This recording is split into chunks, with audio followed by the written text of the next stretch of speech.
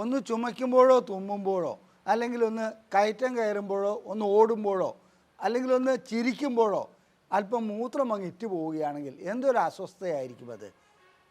സാധാരണ ഇതിലിങ്ങനെ മൂത്രം ഇറ്റ് പോകുന്നത് ചിലരെ സംബന്ധിച്ചിടത്തോളം നിരന്തരമായി കണ്ടുവരുന്ന ഒരു അവസ്ഥയാണ്. അവർക്ക് അവരുടെ ആരാധനാക്രമങ്ങളിൽ ഏർപ്പെടുവാനോ അല്ലെങ്കിൽ മറ്റ് രീതിയിലുള്ള പ്രാർത്ഥനാ സമയങ്ങളിലോ മറ്റുമൊക്കെ പ്രയാസം അനുഭവപ്പെടുന്നതായി കാണാം. ഇതിനായി ചികിത്സയ്ക്ക് ഒട്ടനവധി രോഗികൾ വരാറുമുണ്ട്. എന്നാൽ ഇത് ലൈംഗിക പ്രശ്നങ്ങളുമായിട്ട് നേരിട്ട് ബന്ധമുള്ളതാണോ എന്ന് ചോദിച്ചാൽ നേരിട്ട് ബന്ധം ഇല്ല. എന്നാൽ ഇതിന് ലൈംഗികതയുമായിട്ടൊരു ബന്ധങ്ങൾ പല രൂപത്തിൽ കാണപ്പെടുന്നുമുണ്ട്. അത് ഞാൻ വിശദീകരിക്കാം.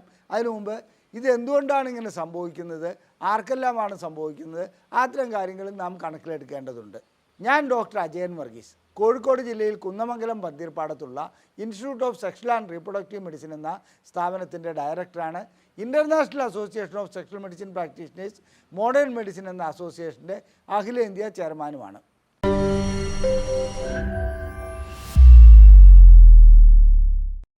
നമുക്ക് കാര്യത്തിലേക്ക് വരാം. ഒരു വ്യക്തി ഒന്ന് ചുമയ്ക്കുന്നു, അപ്പോൾ അല്പം മൂത്രം പോകുന്നു, അവരുടെ അടിവസ്ത്രം നനയുന്നു. ഈ വ്യക്തിയെ സംബന്ധിച്ചിടത്തോളം അത് അവിടെ ഒരു അസ്വസ്ഥത ഉണ്ടാകുന്നു എന്നുള്ളത് മാത്രമല്ല, എന്താണ് ഇതിൻ്റെ കാരണമെന്നുള്ള ചിന്ത വരുന്നു. മാത്രമല്ല ഇത് മറ്റൊരു രീതിയിലുള്ള ഒരു അസുഖമാണോ, എന്താണ് ഇതിൻ്റെ പ്രശ്നങ്ങൾ, അവർ ആകുലതയിലേക്ക് പോകുന്നു. ഇതിന് മലയാളത്തിൽ ഒരു പ്രത്യേക വാക്കുണ്ട്, അജിതേന്ദ്രിയത്വം എന്നാണത് പറയുന്നത്. ഇത് കേട്ടാൽ തന്നെ നമുക്ക് ആർക്കും മനസ്സിലാകുകയില്ല.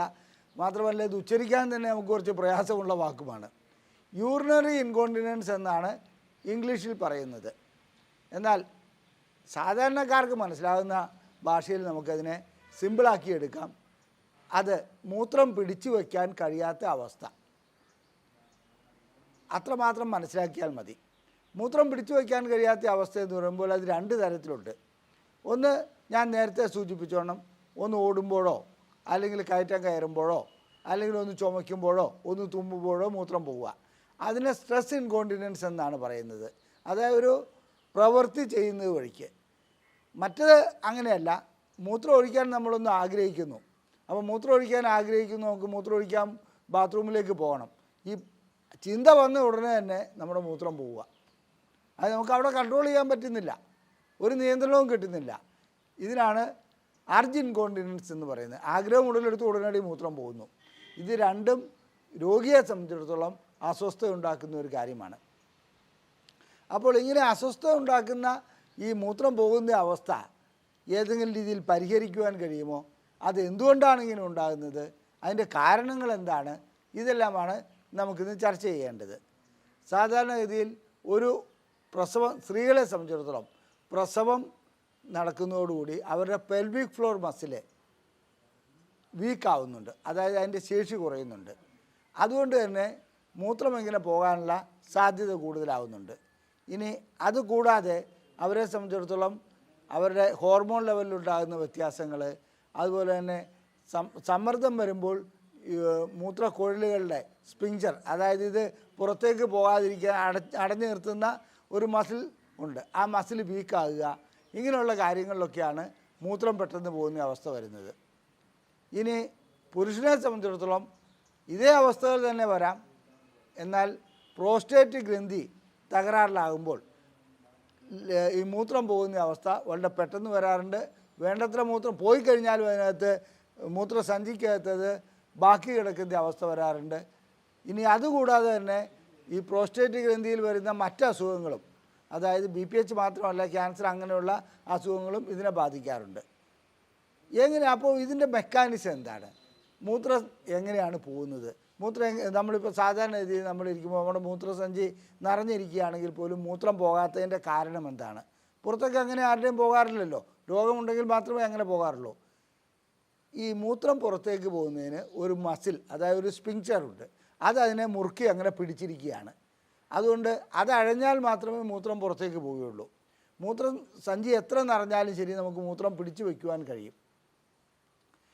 ഈ മൂത്രസഞ്ചി നിറയുന്നതോടുകൂടി ഒരു സിഗ്നൽ തലച്ചോറിലേക്ക് ചെല്ലുന്നുണ്ട്.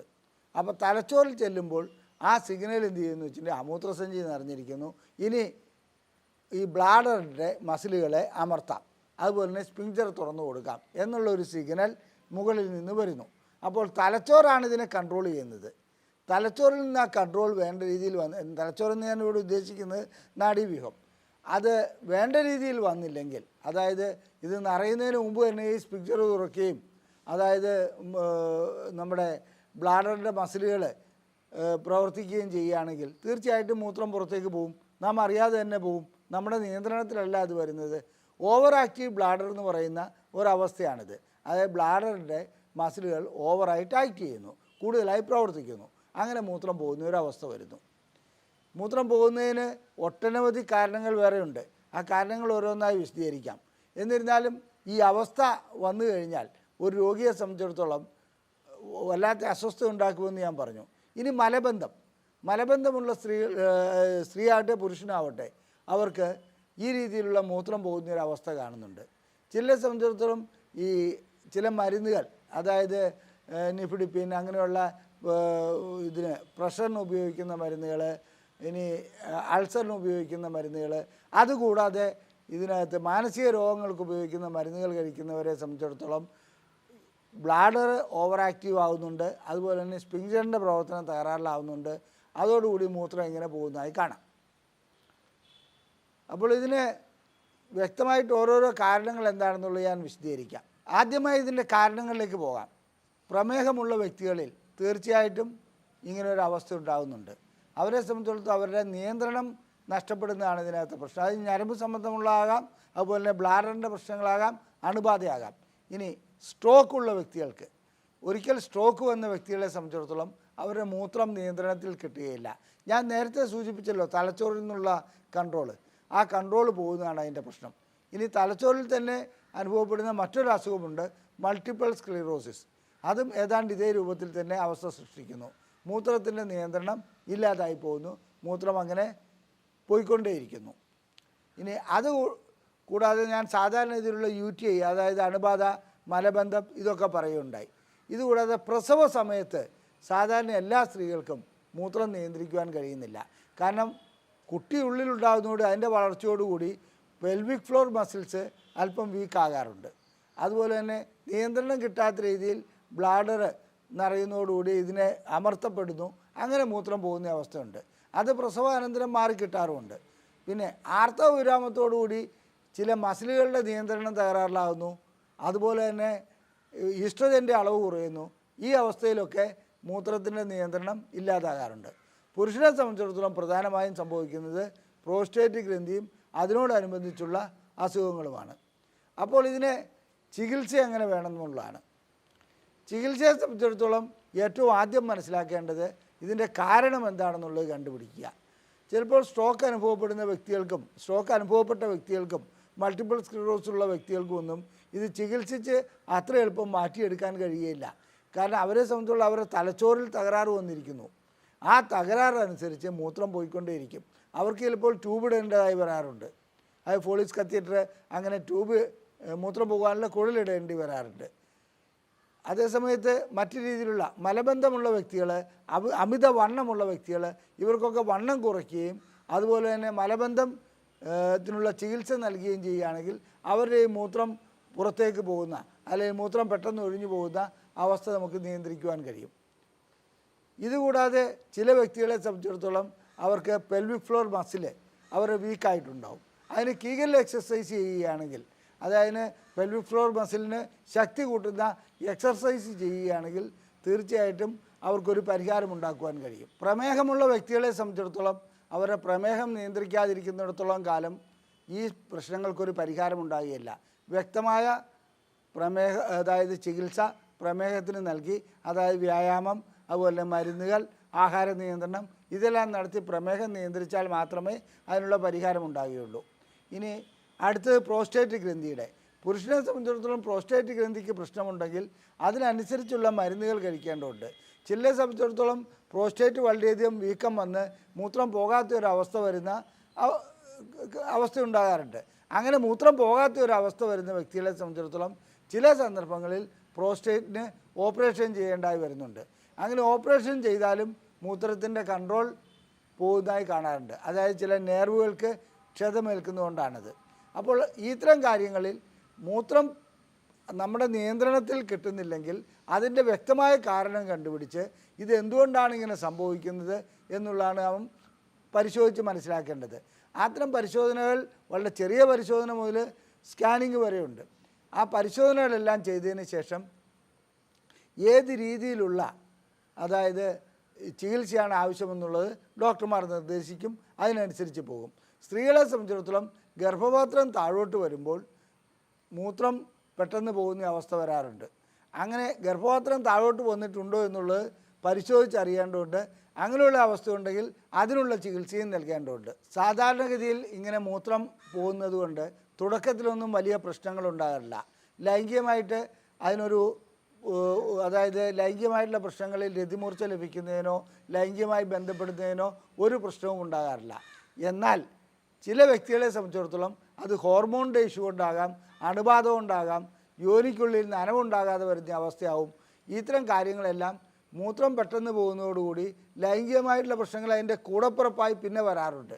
അതുകൊണ്ട് താല്പര്യമില്ലായ്മ, യോനിയിൽ വരൾച്ച ഉണ്ടാകുക, പിന്നെ ലൈംഗികമായിട്ടുള്ള ഉത്തേജനമില്ലാതെ വരിക, അത് പ്രോസ്റ്റേറ്റും മറ്റ് പ്രശ്നങ്ങളും ഉണ്ടാകുമ്പോൾ അങ്ങനെ വരാറുണ്ട്. ഇതിന് കഴിക്കുന്ന മരുന്നുകളും ചിലപ്പോൾ ലൈംഗികമായിട്ടുള്ള പ്രശ്നങ്ങളിലേക്ക് പോകാറുണ്ട്. അതുകൊണ്ട് മൂത്രസംബന്ധമായ ഏതെങ്കിലും പ്രശ്നമുണ്ടെങ്കിൽ ആ മൂത്രം പോകുന്നതിൻ്റെ ചികിത്സ മാത്രം പോരാ, ലൈംഗികമായിട്ടുള്ള പ്രശ്നങ്ങൾക്കുള്ള ചികിത്സ കൂടി അതിൻ്റെ കൂട്ടത്തിൽ ചെയ്യേണ്ടതുണ്ട്. അത്തരം പ്രശ്നങ്ങളുള്ളവർ, ലൈംഗികമായ പ്രശ്നങ്ങളില്ലാത്തവർ കൂടി അത് വരുവാനുള്ള സാധ്യതയുണ്ടെന്നുള്ളത് മനസ്സിലാക്കേണ്ടതുണ്ട്. എന്തു തന്നെ ആയാലും ശരി, നിയന്ത്രണമില്ലാതെ മൂത്രം പോവുക എന്ന് പറഞ്ഞാൽ ഒരു രീതിയിൽ അല്ലെങ്കിൽ മറ്റൊരു രീതിയിൽ മാനസികമായ ഒരു വ്യക്തിയെ തളർത്തുന്ന ഒരു കാര്യമാണ്. ഒരു ഫംഗ്ഷന് പങ്കെടുക്കാൻ കഴിയില്ല, ചിലപ്പോൾ അതിലും വലിയ ബുദ്ധിമുട്ടുകളിലേക്ക് പോകും. മാത്രമല്ല ഇതിൻ്റെ അസ്വസ്ഥത കാരണം ഇദ്ദേഹത്തിന് ഒരു ഒറ്റപ്പെടൽ അനുഭവപ്പെടുന്നോണം തോന്നും. ഞാൻ പറയട്ടെ, ഇതിന് വ്യക്തമായ ചികിത്സയുണ്ട്.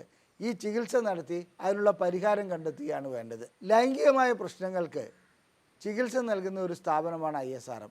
ഞങ്ങൾ പ്രസിദ്ധീകരിക്കുന്ന ബുക്ക്ലെറ്റുകൾ സൗജന്യമായി ലഭിക്കുവാൻ ISRM എന്ന് ടൈപ്പ് ചെയ്ത് ഈ നമ്പറിലേക്ക് വാട്സപ്പ് ചെയ്യുക, ഇവിടെ തന്നിരിക്കുന്ന നമ്പറിലേക്ക്.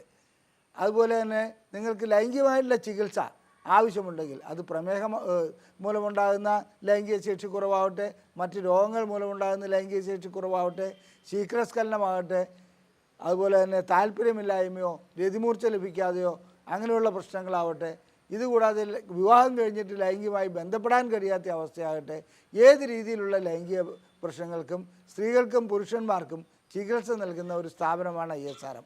ഞങ്ങളുടെ ചികിത്സ ആവശ്യമുണ്ടെങ്കിൽ ഈ നമ്പറിൽ വിളിച്ച് ബുക്ക് ചെയ്യാവുന്നതാണ്.